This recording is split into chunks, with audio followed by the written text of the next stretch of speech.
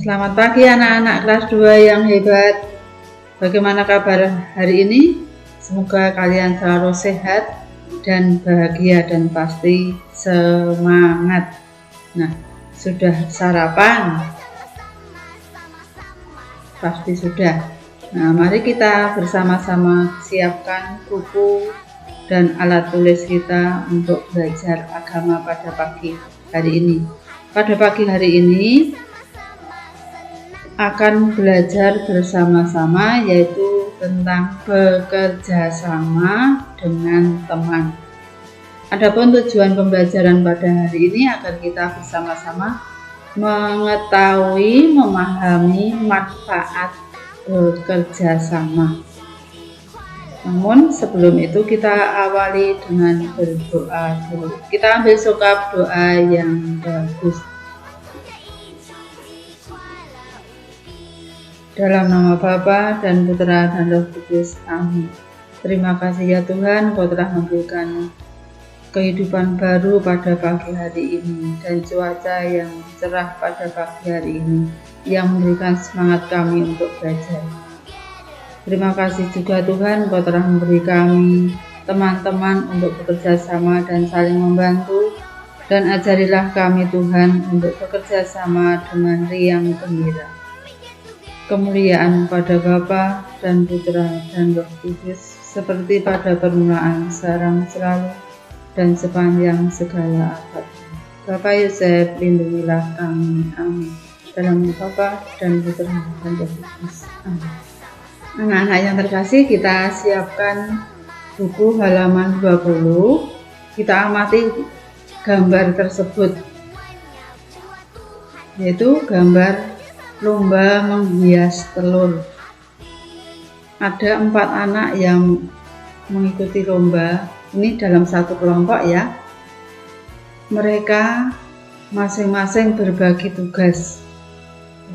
Ada yang menghias keranjangnya, ada yang menghias telurnya, ada yang memotong kertas warna-warni supaya nanti bisa ditempelkan, ada yang melilit telur dengan pita. Nah, karena mereka semua bekerja, bertanggung jawab, dan fokus pada kegiatan itu, maka pekerjaannya cepat selesai. Nah, itu manfaatnya kalau kita bekerja bersama teman. Itu yang pertama, yaitu kita senang atau bahagia, gembira. Kemudian kedua, pekerjaan itu menjadi terasa ringan. Ketiga, pekerjaan akan cepat selesai. Keempat, pasti karena cepat selesai, yaitu menghemat waktu. Ya. Nah, maka kita perlu bekerja sama dengan teman-teman yang ada di sekitar kita. Kalau saat ini teman-temannya adalah seluruh anggota keluarga di rumah ya. Kalau saat ini kalian belum bisa bertemu dengan teman-teman yang sangat dirindukan, karena kalau ketemu di sekolah, ketemu teman-teman, pasti anak akan sukacita, gembira, karena bisa bermain bersama, bisa belajar bersama, bisa diskusi bersama atau kerja kelompok, bisa membantu temannya yang belum bisa mengerjakan atau belum mengetahui caranya mengerjakan. Kita bisa menolong temannya. Tapi kita cukup sekarang di rumah, dan kita tetap selalu berdoa agar pandemi ini segera berakhir dan kita bisa bertemu teman-teman di sekolah yang sangat kita rindukan. Kemudian kegiatan kalian, yaitu di buku halaman 22 itu ada gambar kerjasama di sekolah ya. Kalian warnai yang bagus. Setelah diwarnai, kemudian tulislah cerita dari kegiatan tersebut. Di bawahnya ada cerita titik-titiknya. Itu kalian tulis ceritanya di situ ya. Pengalaman bekerja bersama yang menyenangkan. Oke, jelas tugasnya ya, mewarnai di buku halaman 22. Setelah selesai mewarnai, kemudian nulis cerita sesuai gambar tersebut. Oke, siap? Oke, anak-anak sudah selesai mewarnai dan membuat ceritanya. Kalau sudah selesai, nanti difoto, dikirimkan ke suster ya, lewat grup kelas 2. Nah, kemudian kita akan bersama-sama mendengarkan nasihat Santo Paulus bahwa kita harus bekerja sama, kita harus saling membantu. Di belakang ini adalah gambarnya Rasul Santo Paulus. Mari kita bersama-sama dengarkan nasihat dari Santo Paulus. Nasihat Santo Paulus. Santo Paulus memberi nasihat, katanya, "Karena itu saya minta dengan sangat kepadamu, hiduplah sesuai dengan kedudukanmu sebagai orang yang sudah dipanggil oleh Allah. Hendaklah kalian selalu rendah hati, lemah lembut, dan sabar. Tunjukkanlah kasihmu dengan saling membantu satu sama lain.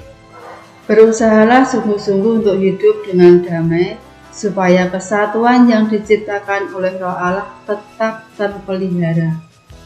Hanya ada satu tubuh dan satu roh. Begitu juga kalian dipanggil untuk satu harapan yang sama. Hanya ada satu Tuhan, satu iman, satu baptisan, dan satu Allah yang menjadi Bapa semua orang. Dialah Tuhan semesta alam, yang bekerja melalui semuanya dan berkuasa di dalam semuanya." Demikianlah sabda Tuhan. Syukur kepada Allah.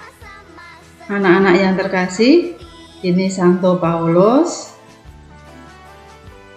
juga memerlukan teman untuk bekerja sama dalam mewartakan kerajaan Allah, dalam mewartakan kasih Kristus, khususnya di jemaat Efesus. Inilah Santo Paulus yang mewartakan Kristus. Nah, semakin banyak orang yang ingin mengenal Kristus, semakin banyak orang yang mau mengikuti Kristus, semakin banyak orang yang ingin menjadi murid Kristus, semakin banyak orang yang ingin diselamatkan.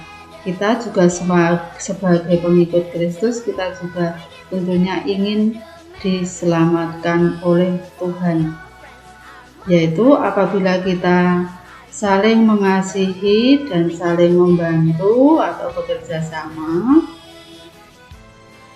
pasti kita akan diselamatkan.